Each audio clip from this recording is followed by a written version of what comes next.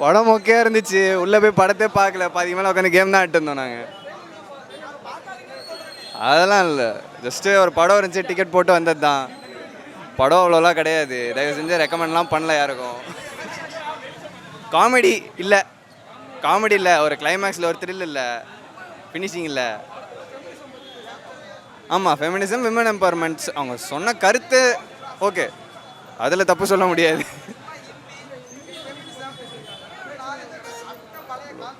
அந்தளவுக்கு பார்க்கல. அதுதான் ப்ரோ, இது ஒன்றும் இல்லை, பெருசாக இல்லை. மெசேஜ் நல்லா இருக்கு, ஆனால் கன்வே பண்ண விதம் பிடிக்கல ப்ரோ. அவங்க காமெடின்னு சொன்னாங்க, காமெடி 2-3 சீன் தான் சிரிக்கிற மாதிரி இருந்துச்சு, ஃபுல்லாக சிரிக்கிற மாதிரி இல்லை. கதை மூவ் ஃபார்வர்ட் ஆன மாதிரி தெரியல. அவங்க நல்லா நடிச்சிருக்காங்க ப்ரோ, அவங்க யூஸாக நல்லா தான் நடிப்பாங்க, அவங்க நல்லா நடிச்சிருக்காங்க. புரியல. ப்ளஸ்ஸா அவங்க மெசேஜ் தான் ப்ரோ ப்ளஸ்ஸு. அவங்க என்ன சொல்ல வராங்கன்னு ரொம்ப ஓப்பனாக தெரியுதா. இந்த ஹிடனே இல்லை, எல்லாம் ஃபுல்லாக அதான் பண்ணியிருக்காங்க. புரியல. ஆமாம், ஹிந்தி ஹைலைட் பண்ணியிருக்காங்க. எல்லோரும் நான் ஹிந்தி ஸ்பீக்கிங் ஸ்டேட்ஸ்லாம் நீங்கள் ஹிந்தி வந்து படிக்கணும்னு டிமாண்ட் பண்ணாதீங்க, நீங்கள் அந்த மாதிரி தான் ப்ரோ சொல்லியிருக்காங்க. நாங்கள் வந்து எதுக்கு ஹிந்தி மேண்டேட்ரியாக பண்ணோம் அந்த மாதிரி தான் கேட்டுருக்காங்க. மியூசிக் வந்து ஓகே தான் ப்ரோ, அதுவும் நான் ஓகே தான் சொல்லுவேன். ரொம்பலாம் பெரிய மேட்டர்லாம் இல்லை, ஓகேவா இது. ஒன் டைம் வாட்ச் தான், அது மாதிரிலாம் இல்லை.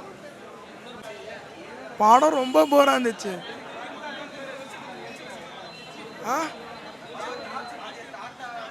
ரொம்ப போராக இருந்துச்சு. நான் 3 பேர் போனோம், இங்கே மேலே டர்ஃப் இருந்துச்சு, விளாட்டு அப்படியே படத்துக்கு போகலான்னு போகும்போது நாங்களாம் ஒன்றா தான் போனோம்.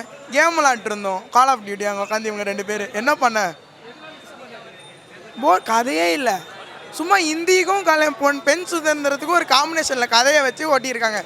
எல்லாமே அவுடேட்டட் கான்செப்ட்டு. ஃபெமினிசம் பற்றி பேசுகிறத விட அந்த காலத்து கடையை இன்றைக்கி வந்து விற்றான். ஒரு 30 வருஷம் முன்னாடி போட்டிருந்தா ஓடி இருக்கும். இன்றைக்கி வந்து எப்படி என்ன? ஆமாம், கொஞ்சம் போராக இருந்துச்சு, அப்படியே தூக்கம் தான் வந்துச்சு.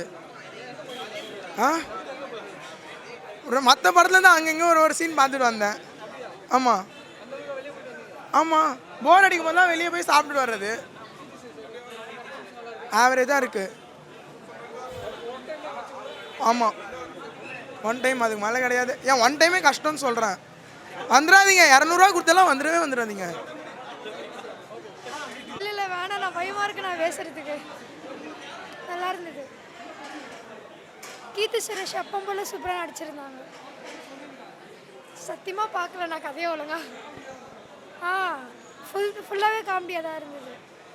நல்லா.